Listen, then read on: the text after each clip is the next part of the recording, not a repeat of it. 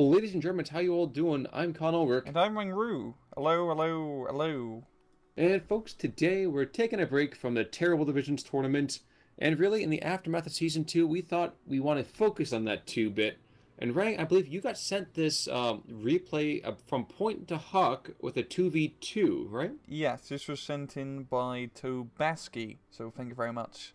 All right, so we're looking for some great game already. Who we have duking it out? It actually looks like we have some very, very varied divisions. They are very division-y. On the left-hand side in blue, we have Horin AA69 Longbow, which I guess is a play on words on AA64 patchy. Then we've got Tabaski as Commandos, Longbow's playing French.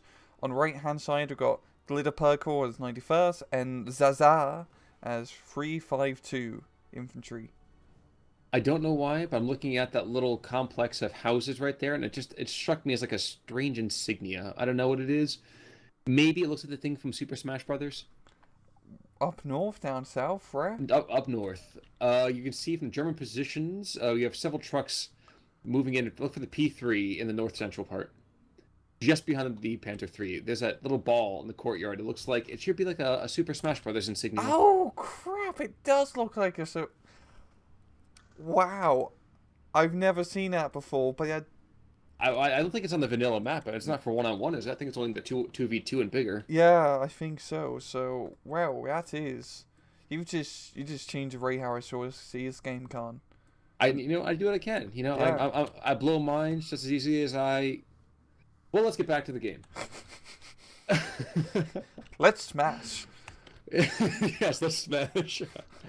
All right, so with the particular kind of divisions under consideration here, we definitely are going to see a big infantry push from the Germans. How's it going to be looking from the French and Demis though? Honestly, or SSB, excuse me. I'm it's sorry. going to be. I think it's going to be very make it or break it for both allied divisions, especially Commandos. As Commandos is very good in A phase. They got 4 goddamn Shermans in A phase.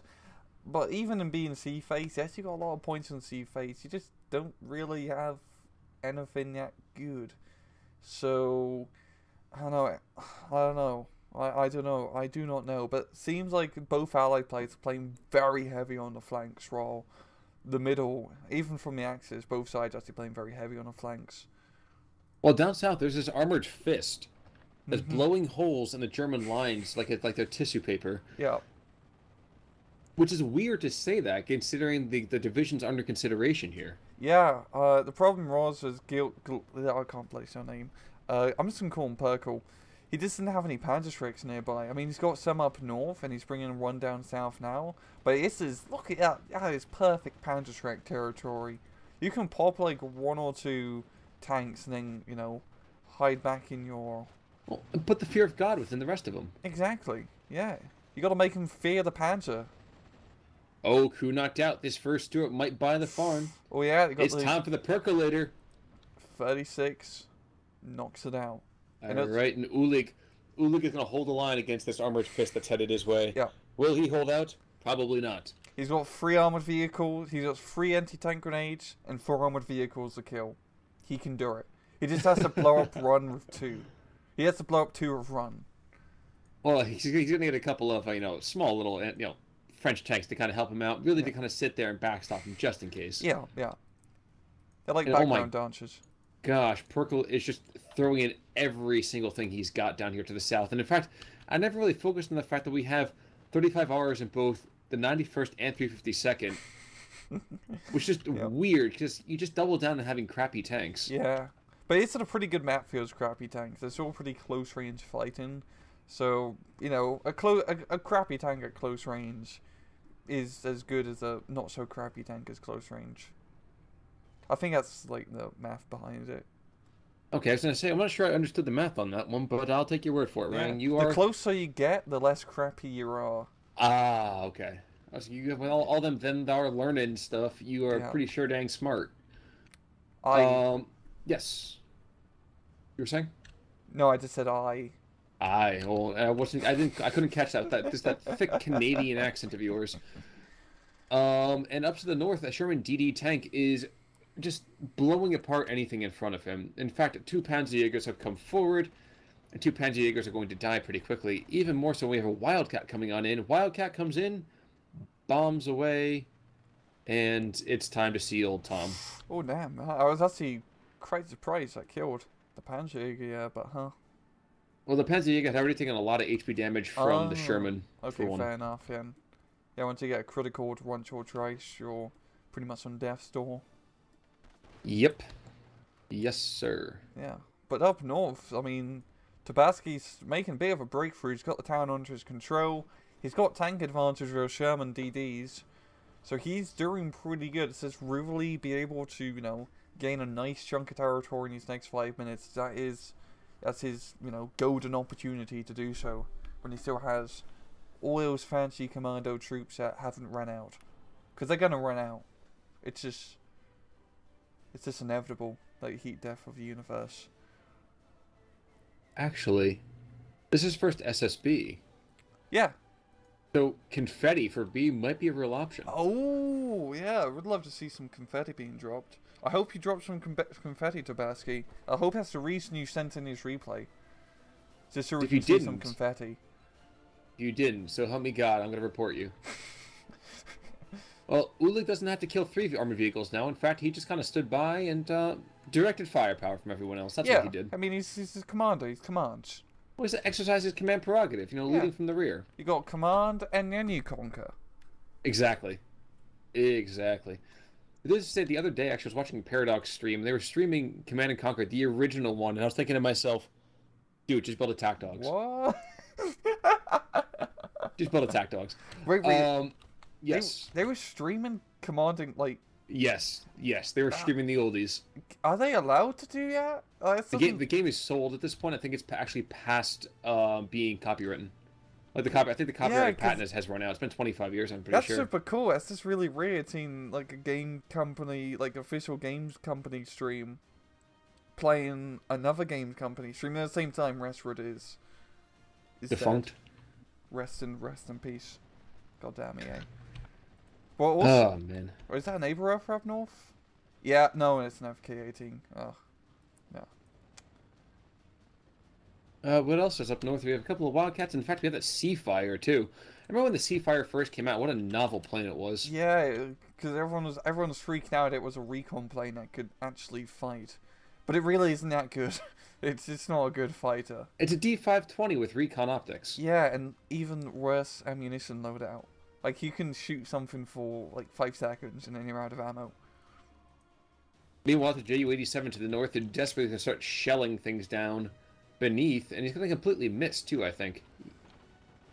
Yeah, he is more or less. Well done, sir. I would ironically clap, but that would ruin the sound quality of my video. Okay, we have a couple of flatbeds coming on in as well. Desperate to save that Junker, and they're not going to. Oh, no, he does. Oh, what? Just in the nick of time. I mean, it's all a Junker, yeah. I mean, that Junker had the Wildcat dead to rights. Yeah, exactly. Yeah. I was thinking that too. Like, dude, don't get involved. He had him. It was against the ropes. Yep. Now, the unfortunate thing too here is that the Fusiliers inside these trees to the north are being completely and totally just abandoned by everyone else. There's Osttroop to the north, there's Ersatz Troop, and there's Grenadiers, and no one's helping out the Fusiliers. No. But the Befehle Panzer moves on in. Yep. Panther Panzer moving in. Oh no, come on, here we go. Oh, side shot from 500 meters. No. The Panzer III turret was facing backwards when he was moving up. So yeah, and apparently he started aiming the wrong zip code too. It's like, what are you doing, bud? And look, his Sherman's gone down. Oh dear God. Yep. Ripperoonie. Bit of a ballsy move, yeah. I mean, it could have worked had he just decided to fire at some point at somebody on this hemisphere. Yeah. And all the Renault tanks are going to do the same thing. The Sherman's like, oh, look, free target practice. And this Commando Tank Buster's even worse. Oh, God. They're going to miss. I mean, the law of averages says eventually they're going to hit something. Yeah. I remember one time I was playing a match with Commando Tank Busters and I got rust by, like, Panzer II, like, Lynxes. And for the life of me, my Commando Tank Busters required 6 shots to kill 1 Panzer II. It was moving, mind you, but it was a bit ridiculous. Or ridiculous. Oh, a rocket run! Crew killed! Whoa! Whoa! Wait, what? Okay, so rocket run from this retreating ME-109, and it turned, and the 35R put a What? shot into his flank. Jesus Christ. I was, yeah. Well, that was Unexpected. unexpected. That was that was really good for Glildepex, yeah.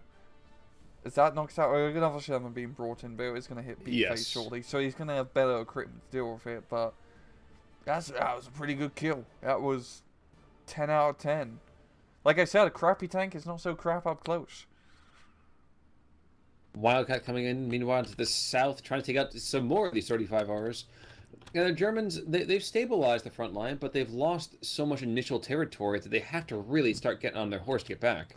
Yeah, it's not too bad. They've only been losing by a plus run, and they're going to be doing much better off in the later stages of the match. It's just unit rise. So they do have the long game to play for. And they still have, only 460 point odd disadvantage. That's not too bad to come back from. It's a lot of time still. True. I don't agree with some of these. Look at this big German rush coming on in here. I don't agree with some of these deployments. Yeah, that's A little passive. Maybe, yeah, it's a bit passive. Maybe he's using them to he's just gonna mass them up and then push. But I guess we'll have to see. Well, considering the fact that he does not and will not have the tank advantage, I don't get why he's doing it. Yeah, it's a bit weird. He definitely needs some more anti-tank up north. Like AT guns galore. Lots of AT guns. I mean, he's got the artillery, but it's not going to help too much when Sherman's knocking down your doorstep. Knock, knock, knocking on Sherman's door. Alright. Anyway. Okay. Not thinking about that. So do we have any more tanks we get? Nope, just more infantry. Infantry galore, more and more infantry. And the Germans, I mean, like you said in the previous match a little while ago, 352nd will just win by dint of numbers, but that's like giving an infinite amount of monkeys an infinite set of typewriters and giving them an infinite amount of time. Eventually, they will write Shakespeare, but we don't have that long. No, they only got 28 minutes and 5 seconds left to try to write Shakespeare. And that's not a lot of time. I mean, at least takes like a couple hours to get through it.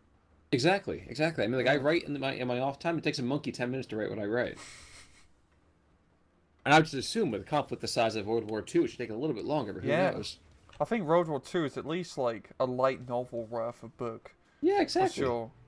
Maybe even a two-parter. Maybe even a two. Is a World War II? It would be fitting to have a two-parter. Exactly. Just let's not worry about a trilogy. That might be a kind of shades of the future. But in the meantime, we will have these Wildcats continue to come in just to pound the earth like crazy. The Spitfire is trying desperately to get some real opportunities here. Strangely enough, I do not understand why we're sending Spitfires and Wildcats in. Oh, excuse me, Junker 87 in when we have enemy fighter planes right in that area. I do not agree, Sam. I am. Yeah. It was that. Oh, yeah. Zaza up north is starting to like slow down the push a bit because by B phase Commandos is running out of steam. They just don't have all the stuff. So hopefully we'll see some bloody confetti. That'd be cool. That'd be cool indeed. But yeah, you really like. You need some goddamn AT up north. This is a bit ridiculous. Oh, Nebelwerfer. A neighbor, exactly. Neighbor solves all problems. Every problem. It does. Yeah, looking down south, things are pretty uneventful. It's just skirmishes back and forth. Yeah, which is really weird when you think about it too, considering the amount of relatively open area, all these armored vehicles should be dead. Yeah. At the same time, not much AT down south from the Germans. Not even a lot of Panzerschrecks. And if you're playing Luftlander, you need all the Panzerschrecks. That's how you play Luftland. You just Panzerschreck everything. Yep. People definitely call that's actually what their motto is, Panzerschreck or bust. Yeah, it's like an Ice Cube song. You gotta check yourself before you Shrek yourself. Exact quote to quote of how the songs actually go. Got you. Yeah, not Nothing made up yet. Gotcha. Well, I heard the 52nd inspired Coolio for his own idea about how to run his rap career. He says you got to be bad to be good. Unfortunately, the 52nd only got halfway there. You can't just continue. That was good. That was pretty good. All right. In the meantime, though, to the north we have all these broken grenadier squads from broken homes, but they're charging anyway for the fatherland. They're moving in slowly. They're saying, you know what? Maybe all quiet on the western front, but we're on the east now. Yeah, and it's just you need some AT. They need like a stug. They need something because they just keep getting lots of infantry is cool. I love getting lots of infantry. It's a lot of fun to do. But in this sort of situation, they need... We have it! Okay, you missed it. What? You missed it. Bombing Wildcat crashes and hits a Jeep. Oh, I just saw this. Oh my god. That is nutty. Absolutely nutty. I love when that happens. I'm sorry. I realize more than a few people have just died in the digital world. But I mean, you can't help but just feel like that's... Yeah. It's like World War One. If you're about to crash, might as well take as many as you can with you. You don't have a parachute, nothing else to do. Yeah, it's just one of those moments. Oh, we are in fact going to see a Stroke 3 to the north. About 10 minutes late, but we'll see it nonetheless. Regardless, though, I mean, how often that happens, and then it's... You almost want to sit there and clap. Yeah, it was pretty cool. That was pretty damn cool. Have we decided whether or not when something crashes, if that counts as a kill for the opponent or just a death? We talked about this before when the bazooka thing happened. And I couldn't recall. We'll have to see. I made a mental note of the time. It's about 16 minutes or so. Yeah. So we will check the history of that. I think it does. But we'll have to check.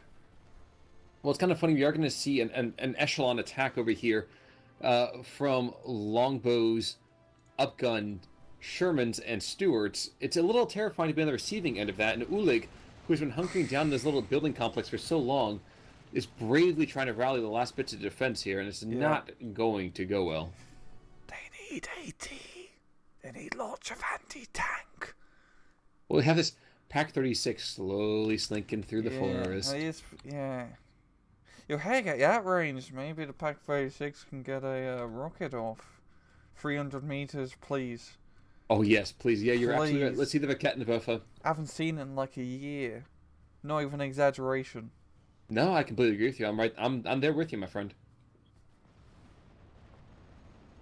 He's only been 400 meters, though. Oh, God. Just hold fire. Because that would definitely kill a Sherman. And it gets seen already because we have the Spockies right there. Rip. Good night, Irene. Alright. In the north, Germans continue to bring in a huge swath of infantry again. Looks like some of that will be some grenadiers, but we have DMAs as well. So, Ersatz-Truppen, I believe? Yeah, it's probably just everything at this point. That's just a stupid amount of infantry. Like, that's just ridiculous. This is so much bloody grenadiers and... I'm not surprised. That's just so much infantry. You've seen the tooltip about the division. They fight the war like their ancestors did. Yeah, it's just over the top. Eventually, the enemy runs out of bullets. Eventually. I mean, the Commandos is actually running out of bullets. It's actually quite funny. The Humber's out of ammo. The Sherman's out of 50 cal. Yes, but you'll see how much slower these Osttruppen take, how much longer it takes the Osttruppen to move across this open field, because they had to step over all the bodies. Mm-hmm. And now there's a +2, and there becomes to be this defense in depth that's just solidifying like crazy over here for the Allied side. I mean, geez, we have Bofors, we have Obusiers, we have command cars to buff with veterancy, we have infantry, we have tanks, we have airplanes, we have mortars. What do the Germans have? Well, they've got guts. They go... And how you guts on the floor. Exactly, because they're all over the floor. Yeah, this is... This is what happens when you play too much into, like, you tunnel vision too much in one, like, thing. You need to get, like, a nice mix of things. The Stugs, trading well with the Sherman, almost about to kill it. Almost. There we go. And damn. Good bit late, but now it's going to open up the northern side a bit. That Sherman was really... We have mortars. Oh god, yeah. Two And we more got mortars coming in to support that last mortar. But this is pretty good for commandos, as B phase is definitely their darkest hour. I mean, C phase isn't, the best in the road, but maybe some crocodiles up north and just sprinkle in some brain groups would be enough just to stabilize it. There's so much artillery from the Allies. That's a lot of artillery. Like, look to No the south confetti. side. There's 2 mortars and 2 Bousiers shelling 1 FK-18, and that's just been the constant thing. Yeah, damn. This would be perfect for neighbor Earth, this entire northern Yeah. flank. Either flank would be perfect to enable it first. There's so much stuff everywhere. You could just neighbor Earth like that northern tip and just get so much. Well, the lack of counter battery fire here is just causing a lot of issues for the Germans. You see this Grenadier push, and us trooper are going to just bog down like crazy as mortars start coming in, and there goes the entire push. Look, Watch all of them get surrendered, which would just be awful. That's just a bloody machine gun, those 2-inch mortars with freestyle veterancy. Yeah. Damn. Yeah, and a duck's coming in to give more ammunition. Double Spitfire? No, okay, a Seafire coming in. Yep, there goes the entire infantry attack. The only reason they're not all getting picked up right now is because the Allies have not deigned to move forward. Yeah, you're doing pretty good at +2. Just late on, we can afford to not attack. We don't need to. They're putting on enough pressure. They're getting good trades, good kills, just enough to slow down the Germans. Down south, Longbow is making some progress, so it has slowed down a bit. That's kind of crazy. When you think about it, in this game, taking 500 meters is considered a victory. Yeah? Just think about that. I mean, taking 500 meters is considered a victory. In the big scheme of things, 500 meters is nothing, man. Yeah, but it's considered 500 meters in 40 minutes is pretty good. Oh, okay, that's fair. That's fair. It's crazy. I guess the relativistic extension here. In any case, to the north, we more infantry. Nope, lots of staghounds, lots of AA, some more infantry to solidify their position.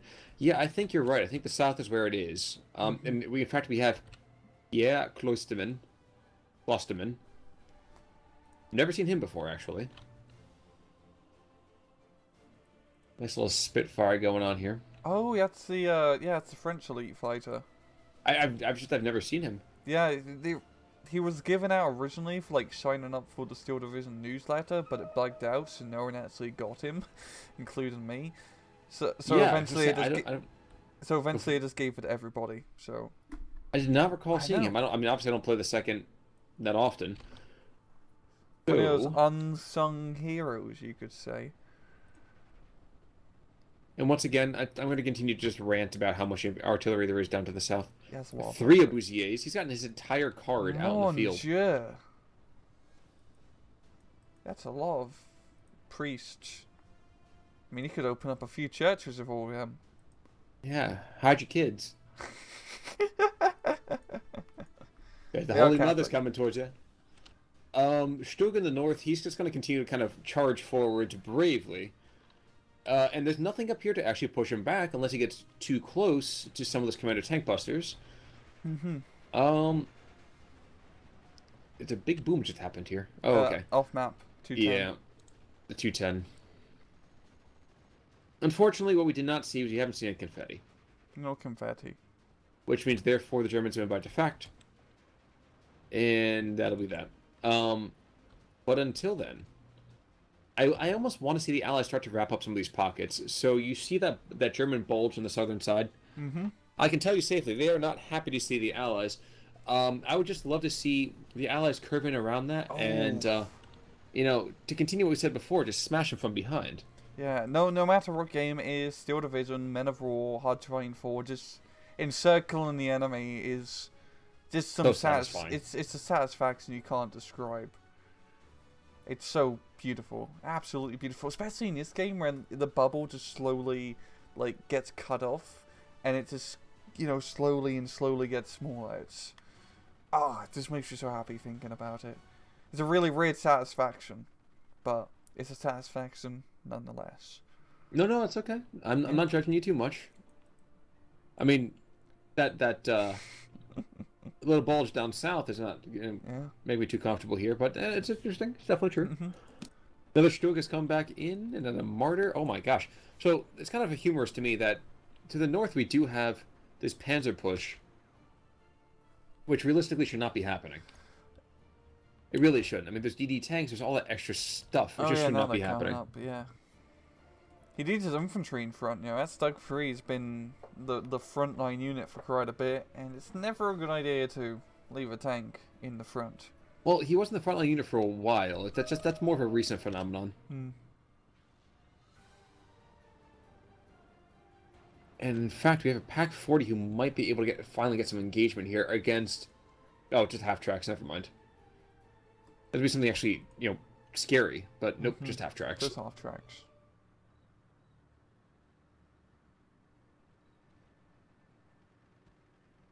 And it may not be weird to you, but it's kind of weird to me how there's a Hellcat plane and a Hellcat tank destroyer. Yeah, and they're both American too. Yeah, it was like, yeah. Man, it's just a slow workday. You can't think of any other names. Imagine having like a Panther tank and then a Panther plane. Yeah. Yeah, it's a bit weird. You're right, it is a bit weird.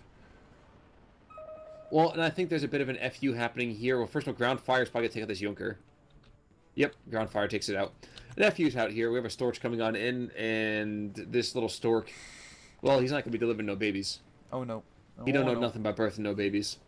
C5's coming around, and they're thirsty. Oh, no. No. There's not enough challenge. Down to the south, though, the encirclement continues. Oh, there's a 396 down to the south. Ooh, that 122. Ooh. Oh, that 122 millimeter juiciness is wonderful. Unfortunately, again, another thing that's just come a day late and $1 short. No Deutschmarks tonight. Mm-hmm.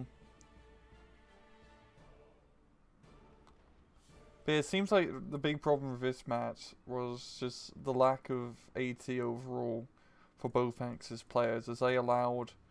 Well, up north it wasn't really much of a blob, but down south it was definitely an armoured blob. Like a guard's armoured blob. Tabasky's saying, push!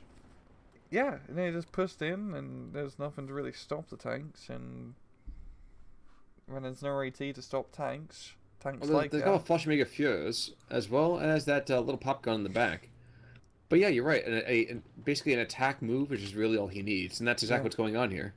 Yeah, like, I saw like a few Panther Shreks from Glida, but for Luftlander, you really, like, for Luftland, you need to spam Panther Shreks. So, funnily enough, like, your most reliable AT weapon in that division.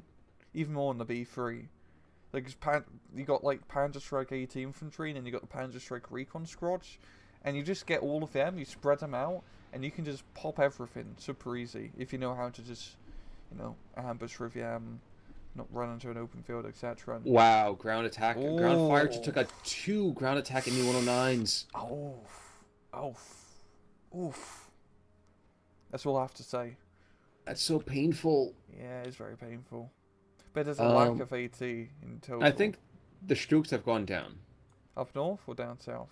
Up north. Yeah. Both the Strooks to the north have gone down. There's a Mardio taking his spot. Yeah, but saying that a Martyr's taking his spot is like saying that there's going to be a new Martyr in heaven pretty soon. Yeah. And he ain't no saint. No, he's not.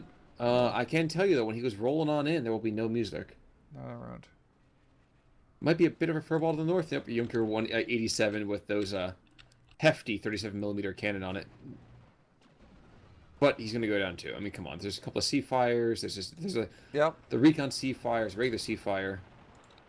God, and now the Junker Seafire. It's just like flying a ground support aircraft in War Thunder. There's no teammates covering you. Yeah, which is why I don't really do that. That's why you just, fly the BF 109 and you just get in furballs. That's how you play War Thunder. Yes, and you climb and dive and climb and dive. What we do.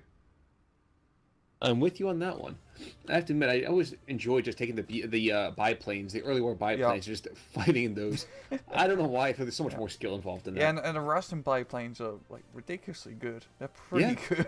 Well, they mount like 4 or 5 machine guns on them. I know, it's crazy. Those crazy Russians. But what we can say is that the Germans are fairly crazy as well because they seem to think they have any chance whatsoever. I think it's also fairly safe to say that this game's going to be ending in a mere 20 seconds. Mm-hmm. Yeah. I think it's a very, very safe bet. But yeah, just overall lack of AT from the Germans definitely hinted. And maybe if they put pressure in the middle as well, that would have helped out a bit. Because this is definitely a map on the flanks, and if you were to push and put pressure on the middle, that could alleviate some of that pressure on those flanking points. And KD, yeah. I just want to take a look at history here. Yeah, I'm trying to find that. It was a Jeep, right? It was a Jeep, but it got hit by. So the plane dies. Yeah, it doesn't show up on the kill list. Because the Messerschmitt shoots down the Rodcat. And then after that... Was it command... No, it wasn't. Let's take a look at losses, maybe? It's not in there. No. Or I guess it doesn't count, yeah. That's a shame. That's a shame, yeah. I mean, that's extra points, yeah. They could have got, but nope.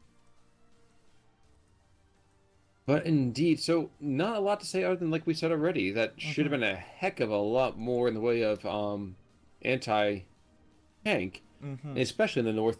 And I cannot help but feel the Germans would have been fine just kind of plunging through the middle. Yeah. And just kind of rupturing the center and kind of wrapping up both flanks. They wouldn't have been able to do it in, like, they couldn't just push through really fast because they are slower divisions, but they definitely could have put pressure, like, for sure. Well, I would say just clog up the middle with a couple of Stugs, and at that point the Stugs might be able to handle it. Yeah, they got pretty bogged down in those flanks, and they just couldn't deal with it because not enough AT. I agree. But a bit of a grab bag for Thursday right now, I think, right? We're not entirely sure what's going up just yet. Not yet. So folks, definitely come back and check out what's going on Thursday at our channels. Until then, it's been a heck of a good time having you here. We're so happy to come and spend your time with us. Any last thoughts there, Ryan? None at all for me. Sounds good. Well, folks, in that case, then, we'll see you all soon. I am Con Ulrich. I'm Rangaroo. Take it easy.